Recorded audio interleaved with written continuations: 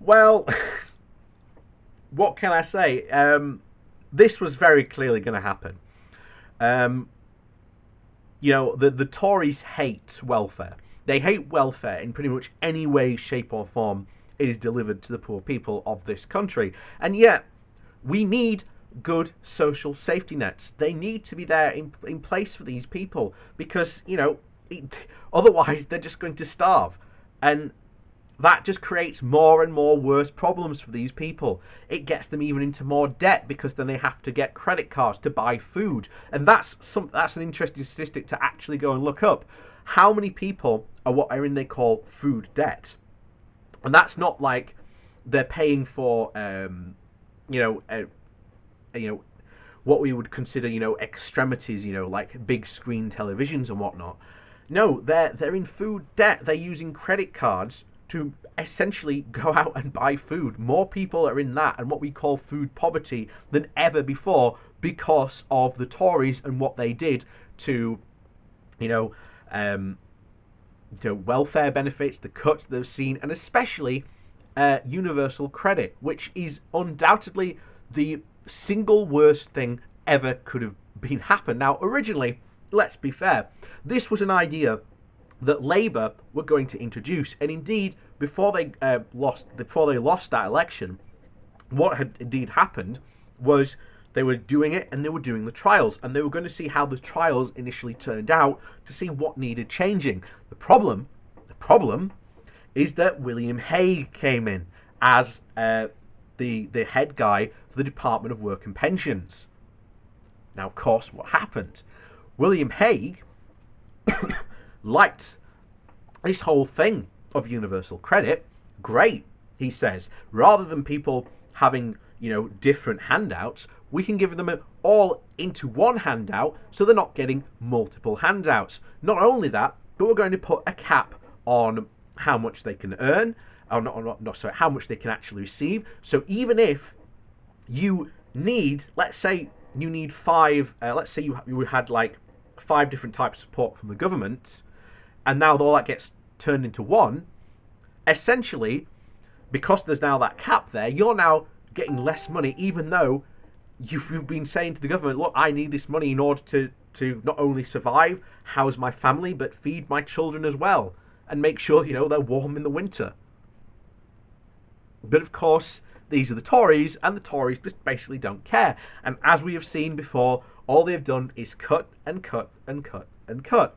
And of course, along came Rishi Sunak and increased universal credit by about £20 a week, which is really big for low-income families. Of course, that is set to end as well at the end of October. And this is going to dramatically affect the Tories that recently got elected in those red wall seats, meaning that a lot of their constituencies are not going to be happy. So if you happen to be a low-income person who receives universal credit or something like that along those lines, here's what I recommend. Start a letter writing campaign to your MP. Start really pricking them in the heels. Go to actually see if you can go to their surgeries if they're doing them. That is, of course, COVID-19 and all that, and actually say and talk to them about the realities of just what's going on in your life. Because not enough people do this, and trust me, you will put the fear of God into them at the next election. You want a U-turn on this? Start doing that and watch how many, quote, red wall Tories start to fight for trying to keep their seats. Otherwise, as we've said before, those seats that they won were on very, very wafer-thin majorities. They're going to be going back to Labour very, very quickly. And I've always said we've got to look at what happens at the next local elections, because I guarantee you a lot of those seats that voted Tory for the first time, suddenly at local elections, are going to be voting quite red. Anyway, we get into this to just see how bad this is about to be affecting, those families, those low-income families in those areas. So, 1 in 3 red wall families lose over £1,000 a year and are worse off under Tory plans. So 1 in 3 working age families in so-called red wall constituencies run by the Tories from Labour the last election will be £1,000 a year worse off if the government plans to cut universal credit benefit rates go ahead. This potentially dramatic impact on low-income households in left-behind former industrial areas in the north of England, the Midlands and Northern Ireland and Wales is highlighted in the analysis by the Resolution Foundation think tank. The hit would fall disproportionately on families in the areas the government has promised to level up and be economically damaging. These include up to 62% of working age households in Blackpool South and 44% in Great Grimsby, Birmingham Northfield and West Bromwich West. By contrast, the percentage of working age families affected by the cut in non-red wall Conservative seats is just 24%. You are 50% more likely to lose out in the red wall regions than the southeast of England, the analysis says. The cut, which would affect over 6 million households across the UK, would take £20 a week off the basic allowances for universal credit and tax cuts, and is predicted to push an estimated 700 million people and households into poverty at a time of rising unemployment. So you can just see how bad the situation is about to become for the UK. And, I've just got a job as of 2 weeks ago, and I am so glad to be back in employment. So very glad. But and I live in Yorkshire, so I'm really lucky to be in my position where I am at the moment. But I know a lot of people out there. It ain't going to be good for them. It really isn't. And luckily, Barnsley did keep Dan Jarvis, our MP, and he has been raising this issue. So at least it is good. But of course, you only have to go a couple of miles just northeast into Wakefield to their new Conservative MP. Hasn't been raising this issue at all, but swings and roundabouts.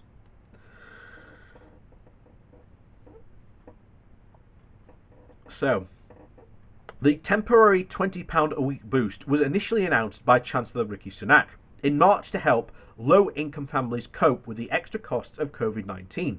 The increase is due to run out next April, and ministers have yet to say whether it will be retained.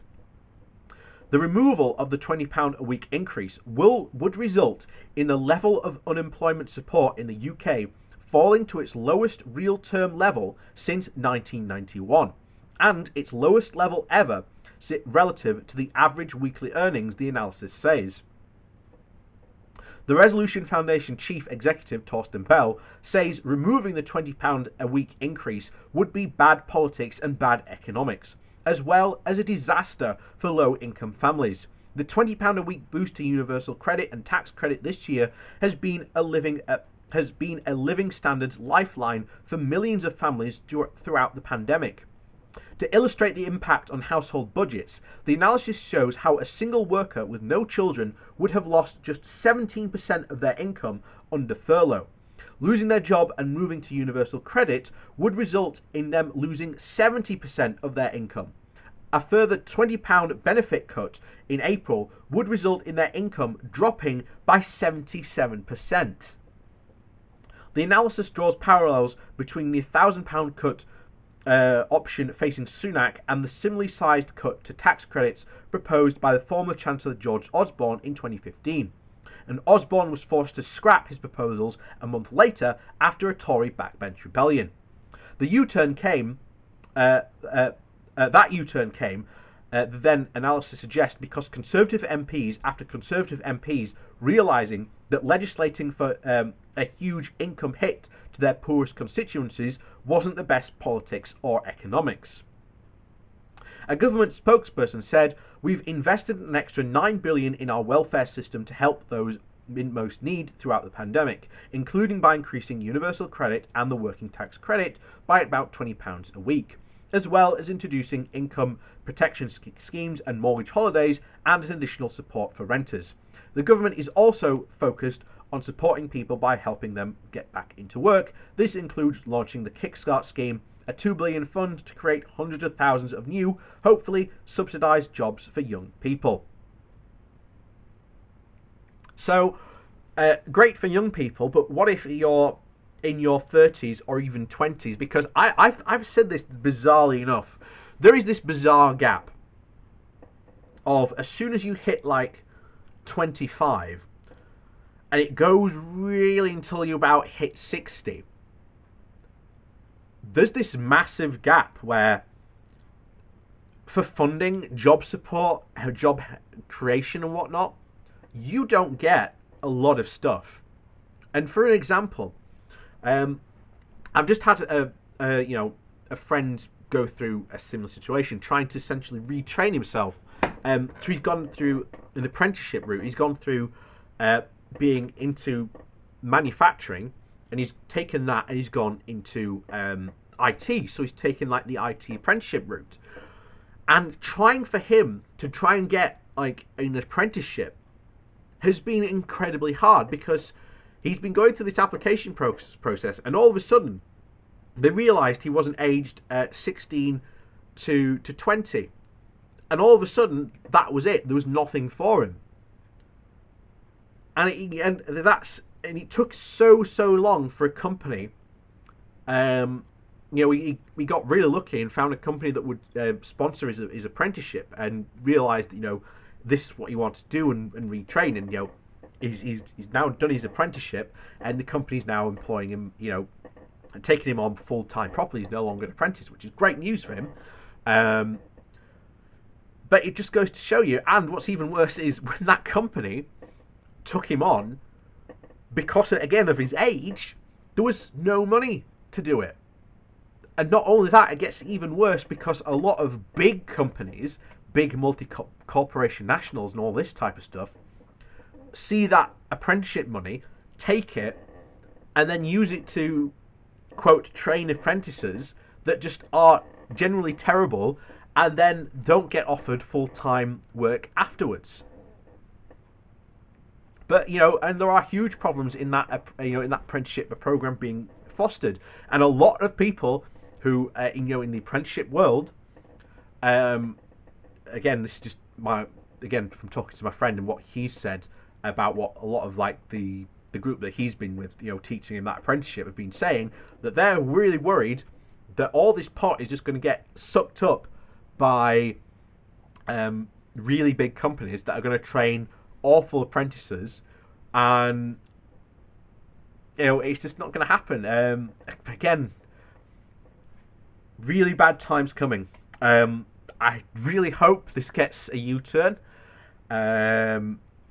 But the only way that's going to happen is if the Red Wall Conservatives rebel on this. And I definitely think this is something that if you live in one of these Red Wall seats, you need to write to your Conservative MP. And not even if you just don't live in the North but you've got a Conservative MP, write to them and say, this is going to be an absolute disaster. It doesn't make political sense. It doesn't make economic sense either. So get writing. Go. Just type into Google, who is my MP, and it will tell you. And it will probably provide you a ton of stuff to actually get in contact with them. So go do that. And also, before you do that, like this video. Hit the subscribe button if you haven't already. And down below there are links to my Patreon page and a one-off donation link should you like to support my channel in that way. And of course, go right to your MP, and we'll see you next time for more British politics and of course Brexit and our whatever comes next, because I tell you now, bad times are on the way. Really bad times.